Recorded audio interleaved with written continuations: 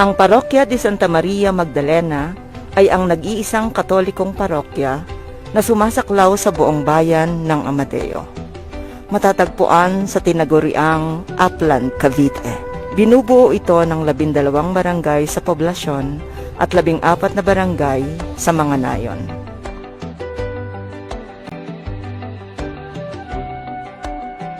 Dating bahagi ng parokya ng Nuestra Señora de Candelaria ng Silang, naging ganap itong hiwalay na parokya noong unang araw ng Mayo, 1884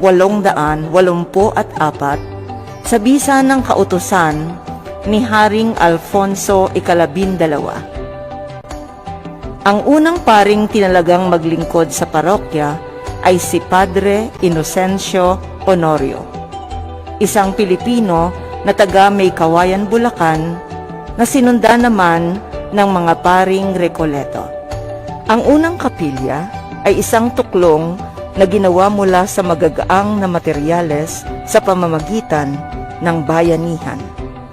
Dahil sa dumaraming bilang ng mga mananampalataya, gumawa ng paraan ang nooy kura paroko na si Padre Agapito Etchogoyen na makapagtayo ng simbahan sa tulong ng mga pinunong sibil.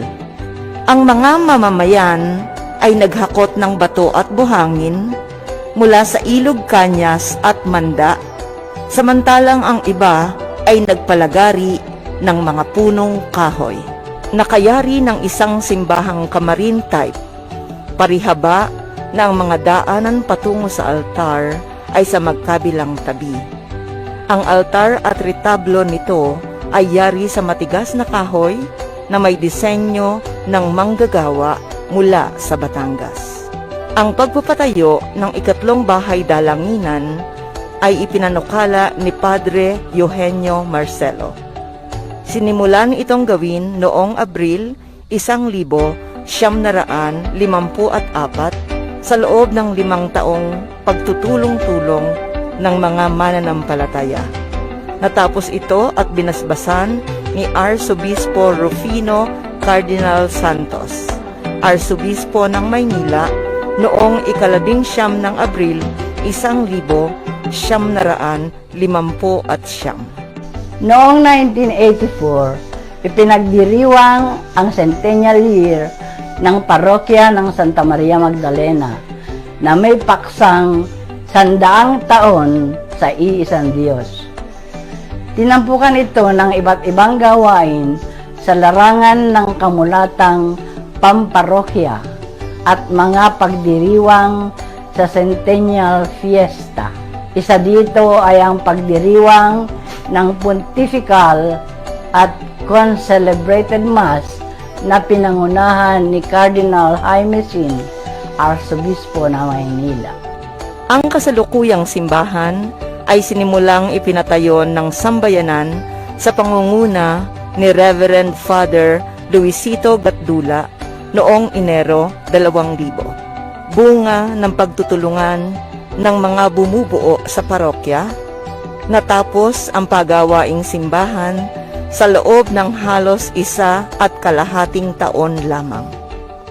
Itinalaga ang kasalukuyang simbahan noong ika-21 ng Hulyo 2001 sa pagdiriwang na pinamunuan ni Obispo Manuel Sobreviñas. Sa kasalukuyan, ang parokya ay binubuo ng 26 na barangay communities, 13 ministries at 24 na samahang pansimbahan. Mayroon ding 24 na religious congregations na nakabase at kaagapay sa mga gawain ng parokya. Ang Parokya de Santa Maria Magdalena sa Amadeo ay mayaman sa pananampalataya na patuloy na pinalalago sa pamamagitan ng mga paghuhubog at pagdiriwang at pinagbubunga sa pamamagitan ng pagbubuo ng sambayanan at pagkakawang gawa.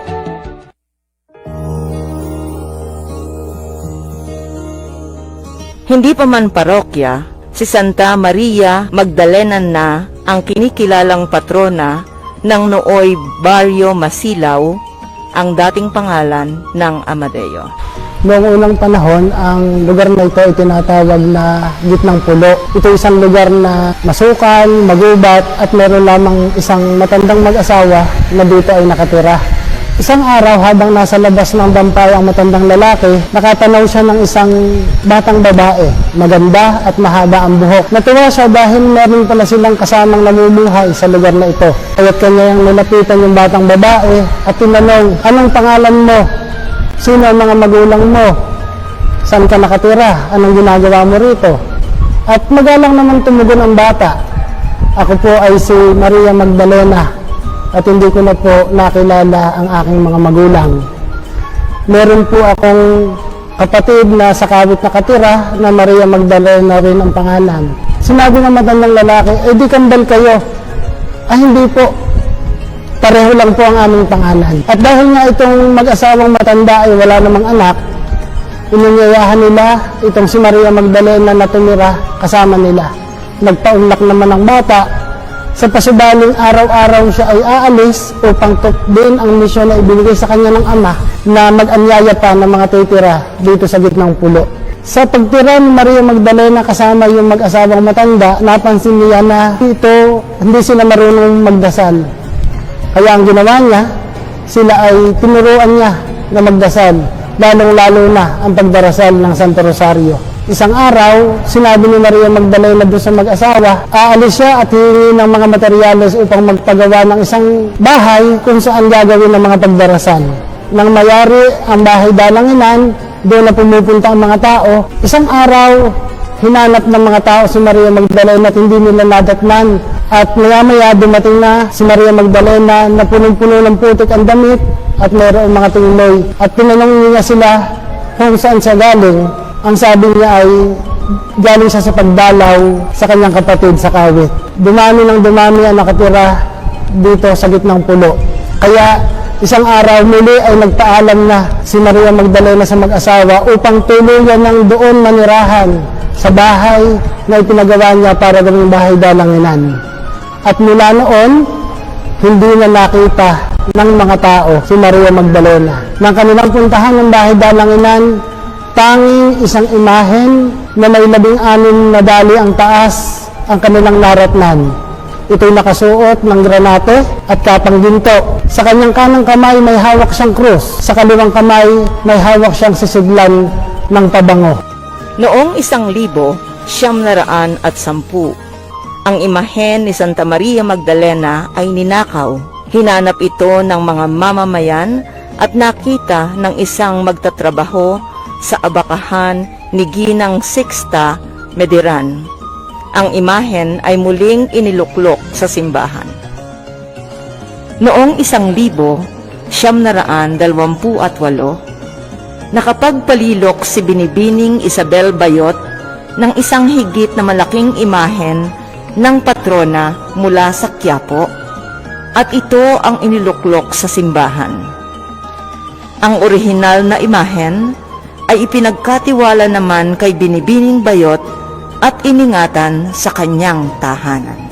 Noong taong 2010, bilang pagdiriwang sa 100 anibersaryo ng pagkakabalik ng orihinal na imahen ni Santa Maria Magdalena, isang pagdiriwang ang pinamunuan ni Obispo Luis Antonio Tagle, kung saan ibinalik na sa simbahan ang pangangalaga sa nasabing orihinal na imahen at binasbasan ang isang munting dambana na itinayo sa lugar kung saan matatagpuan ito.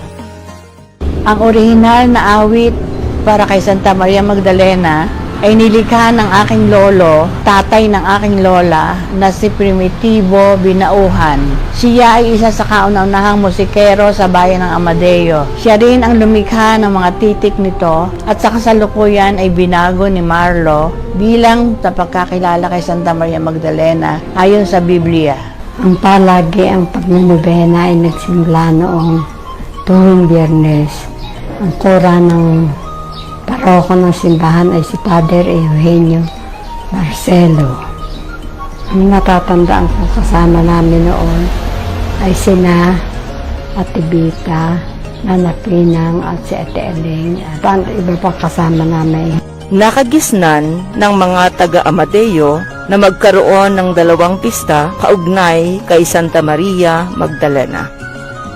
Ang unang pista ay ang Pistang Bayan o Pista ng Pasasalamat tuwing huling linggo ng Abril. Isinasagawa ito kapag tag-araw sapagkat karaniwang maulan sa liturhikal na kapistahan tuwing Hulyo.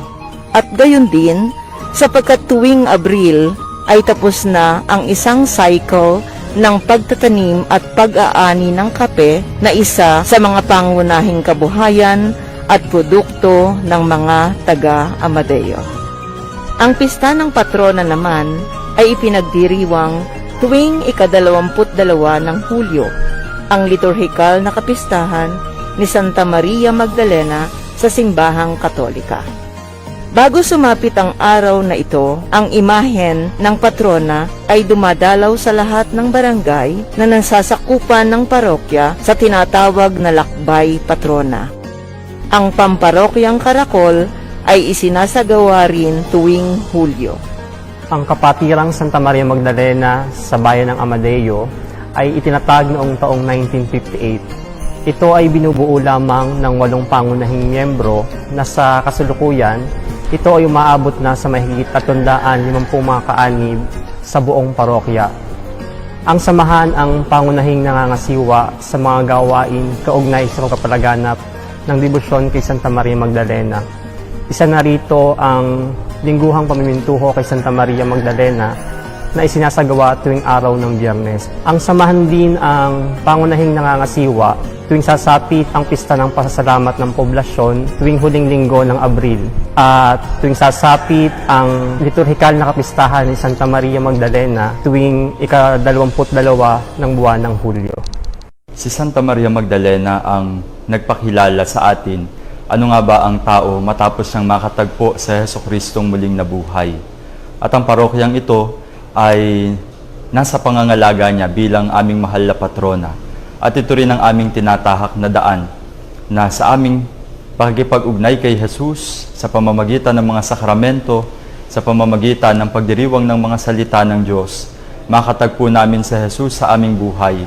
At katulad ni Santa Maria Magdalena, sa aming pagkilos, sa aming mga halimbawa, mamulat ang mga taong makakasalamuha namin na katulad niya, nakilala din namin ang Panginoon sa aming buhay.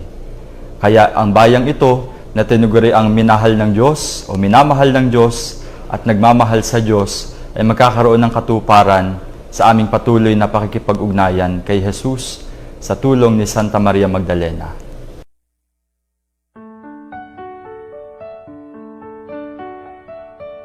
Dahil sa ang pagdarasal ng Santo Rosario, ang isa sa mga unang natutunang panalangin ng ating mga ninuno, maituturing na ito rin ang pinakauna at pinakalaganap na debosyong kaugnay ng mahal na Birheng Maria sa ating parokya. Sa isang liham ng Gobernador Silio ng Amadeo noong Oktubre 1881, binabanggit na may nakadambanang imahen ng Nuestra Señora del Santísimo Rosario sa nooy kapilya ng bayan ng Amadeo. Ang isa sa 2 kasalukuyang imahen ng Nuestra Señora del Santísimo Rosario ng ating parokya ay yari sa kahoy at garing at may taas na 33 pulgada. Ang mas malaking imahe naman ay may taas na hindi lalampas sa 3 talampakan. Sa kasalukuyan, ang imaheng ito ang nakaluklok sa kaliwang bahagi ng pangunahing retablo ng simbahan ng parokya at siyang tampok sa mga pagdiriwang tuwing Oktubre. Taong 2011, tinipon ang mga kinatawan ng bawat pangkat ng Black Rosary upang mabigyan ng paghuhubog at upang maisaayos ang mga kaugaliang kaakibat nito. Pinangalanan itong rosaryo sa kapitbahayan. Sa kasalukuyan ay may humigit kumulang 70 pangkat ng rosaryo sa kapitbahayan sa ating parokya na nagsisilbing mas maliliit na unit ng sambayanan. Ang pamparokyang kapistahan ng Nuestra Señora del Santísimo Rosario ay ipinagdiriwang tuwing huling araw ng linggo sa buwan ng Oktubre. Noong ikapito ng Oktubre, 2020, formal na itinatag ang kapisanan ng Nuestra Señora del Santísimo Rosario na may layuning ipalaganap ang debosyon sa mahal na Birheng Maria sa pamamagitan ng pagdarasal ng Santo Rosario. Ang pangalan ng bayan ng Amadeo ay karaniwang binibigyang pakahulugan bilang bayang mahal ng Diyos at bayang nagmamahal sa Diyos. Sa pagkalinga ng mahal na Birhen ng Santissimo Rosario at sa tulong ni Santa Maria Magdalena, ang parokya ng Amadeo ay nagpapatuloy sa pagpapahayag at pagsaksi sa mabuting balita, sa pagsamba sa Diyos at pagdiriwang ng Misteryo Pascual, at sa paglilingkod at pakikilahok na may pananagutan sa pagtataguyod sa buhay, sa pangangalaga sa tao, at sa pagiging mabuting katiwala ng sangnilikha.